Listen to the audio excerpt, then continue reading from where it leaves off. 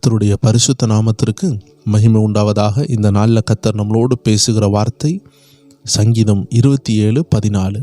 கடந்த நாட்களில் கர்த்தர் தீர்க்க தரிசனமாக ஒவ்வொரு பேரோடு பேசி கொண்டிருக்கிறார். இன்றைக்கு ஆண்டு சொல்லுகிற ஒரு தீர்க்க தரிசனமான வார்த்தை, கர்த்தருக்கு காத்தீர், அவர் உன் இருதயத்தை ஸ்திரப்படுத்துவார், திடமனதாக இருந்து கர்த்தருக்கே காத்தீர். இது ஒரு அற்புதமான வார்த்தை. தேவ ஜனங்களே, ஆண்டு நம்மளோடு சொல்லுகிறாரு, காத்திருன்னு சொல்லுகிறார். காத்திருன்னு சொல்லுகிறதுக்கு காரணம் 1000 வருஷம் நம்மளை காத்திருன்னு சொல்லலை. கொஞ்ச நாளைக்கு நம்ம வாழ்கிற நாட்களில் நம்ம கர்த்தருக்கு காத்திருக்கிறோம். எத்தனையோ நபருக்கு நம்ம காத்திருக்கிறோம். ரேஷன் கடை போனால் காத்திருக்கிறோம், ஒரு கவர்மெண்ட் விஷயம் போனால் காத்திருக்கிறோம். எல்லா விஷயத்துலையும் நம்ம காத்திருந்து தான் நம்ம பெற்றுக்கொள்கிறோம். ஒரு குழந்தை பிறக்கணுன்னா 9 மாதம் காத்திருக்கிறோம். ஒரு வீடு கட்டணுன்னா அதுக்குள்ள மாதத்துக்கு காத்திருக்கிறோம். அதே போல் கர்த்தர் உயர்த்தணுன்னா நம்ம அவருக்காக காத்திருக்கணுமா?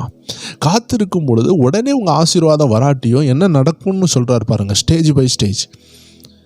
முதல்ல என்ன நடக்கும்னா, அவர் உங்கள் இருதயத்தை ஸ்திரப்படுத்துவார். நீங்கள் புலம்ப மாட்டீங்க. ஏன் இது இல்லை நீங்கள் புலம்புறீங்கன்னா நீங்கள் காத்திருக்காமல் இருக்கிறீங்கன்னு அர்த்தம்.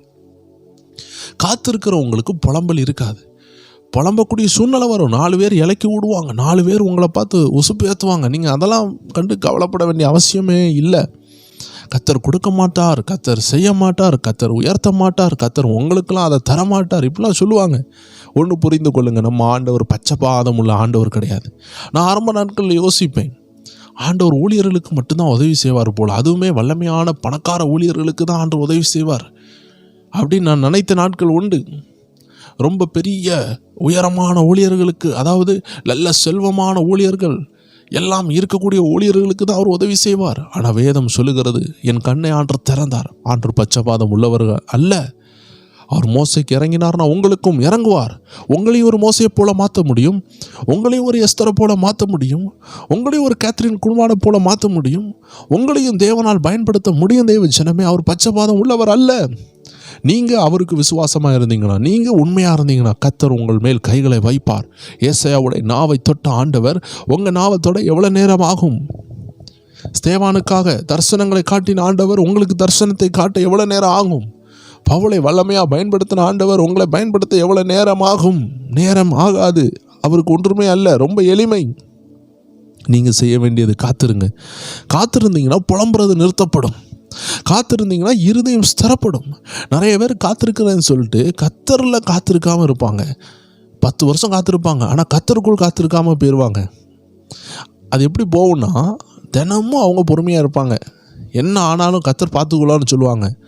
ஆனால் யாராவது ஏதாவது சொல்லிட்டாங்கன்னா அழுதுருவாங்க. அவங்களுக்குள்ளாடி அந்த மறு உத்தரவு இருக்காது. மறு உத்தரவு எங்கேருந்து வரணும்? கர்த்தரிடத்துலேருந்து தான் வரணும். காரணம், இவங்க காத்திருக்கிறாங்களே தவிர கர்த்தருக்குள் காத்திருக்கலை. அது எப்படி நடக்கும்னா, ஜெபிக்க மாட்டாங்க. ஒவ்வொரு நேரம் உடைக்கப்படும் பொழுது வசனத்தை கேட்க மாட்டாங்க. செய்திகளை கேட்டு இந்த நேரத்தில் ஏன் எனக்கு இப்படி நடக்குதுன்னு ஆறுதல் அடைய மாட்டாங்க. தேவ ஜனங்கள் உடனே வார்த்தை கிட்ட வந்துடணும். வசனம் கிட்ட வந்து, ஆண்டவரே எனக்கு இப்படி நடக்கு. ஆண்டவர் ஆலோசனை மூலமாக உங்களுக்கு சொல்லி தருவார். நீங்கள் உடனே கேட்டு முன்னேறினீங்கன்னா, அதுக்கு பிறகு அவங்க எத்தனை உங்களை உடைத்தாலும், அவர்கள் வார்த்தையினால் குத்தினாலும் நீங்கள் பயப்பட மாட்டீங்க. நீங்கள் சொல்லுவீங்க, இதை என் ஆண்டவர் அனுமதிச்சார், இதுக்குள்ள உயர்வை நான் பார்ப்பேன். எவ்வளோ நாள் ஏசுப்பான்னு சொல்லுவீங்க. நீ ஏசு எனக்கு உயர்வுன்னு சொல்லுவீங்க. ஏசும் பொழுது சிரிக்க தொடங்குங்க. தேவ ஜனங்களே, ஒரு குடிகாரனை ஏசுனா அவனுக்கு என்ன தோணும்? அவன் சிரிக்க தொடங்குவான். அவனுக்கு அதெல்லாம் வலிக்காது. ஒரு மனநலம் பாதிக்கப்பட்டவங்களை நீங்கள் ஏசி பாருங்க, அவன் சிரிக்க தொடங்குவான். தேவ ஜனங்களே, கிறிஸ்துவுக்குள் நம்ம பைத்தியக்காரர்கள் என்று வேதம் சொல்லுகிறது. உலகத்துக்கு நம்ம பைத்தியம் போல இருப்போம். அதனால் வேதம் சொல்லுகிற ரகசியம் இருக்கிறது. உங்களை துன்பப்படுத்தும் போது நீங்கள் மகிழ்ந்து களி கூறுங்கள்னு சொல்லுகிறது. ஒருவன் உண்மையாகவே கர்த்தருக்குள் காத்திருந்தான்னா, கர்த்தர் அவனை உயர்த்த போகிற, அவனை நடத்த போகிற, அவங்க குடும்பத்தில் நடக்க போகிற எழுப்புதலை குறித்து கர்த்தர் பேசுவார். இந்த நிந்தனையான பாதை, இந்த வேதனையான பாதை உங்களை எவ்வளோ உயர்த்த போகுதுன்னு பேசுவார். அப்போ நீங்கள் படுற பாடு வேதனையாக இருக்காது.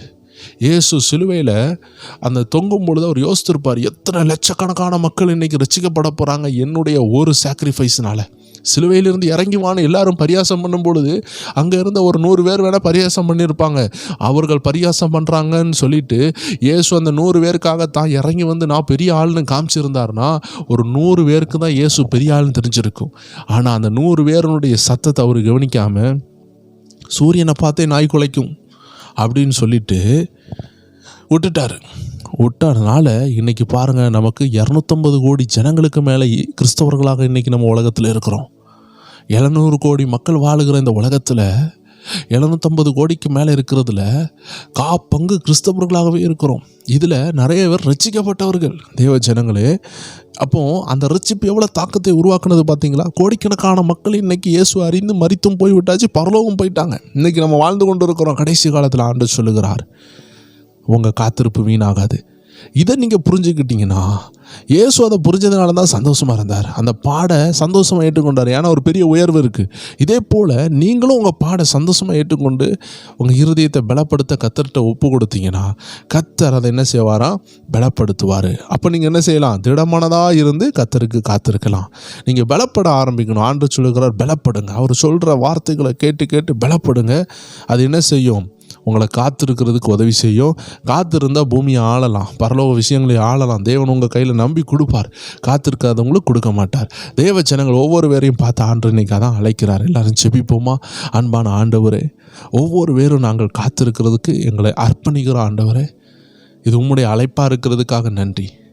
அவர் உங்களை உயர்த்தும்படிக்கு அவருடைய பலத்த கைகளில் அடங்கிருங்கள்னு சொன்னீரே ஆண்டவரே. நாங்கள் எங்களை தாழ்த்தி அர்ப்பணிக்கிறோம். நீங்கள் எதற்காக எங்களை நீர் உருவாக்கி கொண்டு இருக்கிறீரோ அந்த திட்டத்திற்கு எங்களை அர்ப்பணிக்கிறோம். இந்த பாடுகள் எங்களை உயர்த்தும் என்றால் இந்த பாடுகளை நாங்கள் சந்தோஷமாக ஏற்றுக்கொள்கிறோம். எங்கள் உயர்வை நீர் மறைத்து வைத்திருக்கிறதுக்காக நன்றி. இந்த காத்திருப்புக்குள்ளாடி எங்கள் உயர்வு ஆண்டவரே கருவூற்று அது உருவாகி கொண்டிருக்கிறதுக்காக நன்றி. ஒரு நாள் அது பிரத்யட்சமாக வெளிப்பட போகிறதுக்காக நன்றி. எங்கள் ஜனங்களுடைய உயர்வு ஒன்றும் ஆண்டவரே கருவூற்று இருக்கிறதுக்காக நன்றி செலுத்துகிறோம். அதெல்லாம் ஏற்ற நேரத்தில் வெளிவர போகிறதுக்காக நன்றி. ஏற்ற நேரத்தில் அவர்களுடைய ப்ரமோஷன்ஸ், பிரேக் த்ரூ, டெலிவரன்ஸ் ஆண்டவரே ஒவ்வொன்றும் வெளியே வர போகிறதுக்காக நன்றி. எல்லா விடுதலையும் நீர் கொண்டு வர போகிறதுக்காக நன்றி. துதிகன மகிமை உமக்கு செலுத்துகிறோம். இந்த நாள் இன்பமாக இருக்கட்டும். வாழ்த்தி ஆசீர்வதிக்கிறோம். ஒவ்வொரு செலிப்ரேஷன், அவங்க வீட்டில் பிறந்த நாள், திருமண நாள், ஆண்டவரே திருமணம், ஆண்டவரே இன்னைக்கு என்னெல்லாம் கொண்டாடுறாங்களோ ஒவ்வொன்றும் ஆசீர்வதிக்கப்படட்டும். ஆண்டவரே நீர் கூடவே இருங்க. எல்லா ஆப்பர்ச்சுனிட்டிஸ் கொடுங்க. ஆசீர்வதிங்க. இயேசு கிறிஸ்துவின் நாமத்தில் ஜெபிக்கிறோம் எங்கள் ஜீவன் நல்ல பிதாவே. ஆமேன், ஆமேன், ஆமேன். God bless you. தேவ ஜனங்கள், இன்று இரவு ஸ்பிரிச்சுவல் WF என்ற சேனலில் ஆவிக்குரிய ரகசியங்களை வெளிப்படுத்தும் சேனலில் உங்களை சந்திக்கலாம். 9 மணி அளவில் உங்களை சந்திப்போம். தேவ ஜனங்கள், அந்த ஸ்பிரிச்சுவல் WF என்ற வாட்ஸ்அப்பில் இணைஞ்சு கொள்ளுங்கள். அதில் உங்களுக்கு லிங்க் கொடுக்கப்படும். God bless you.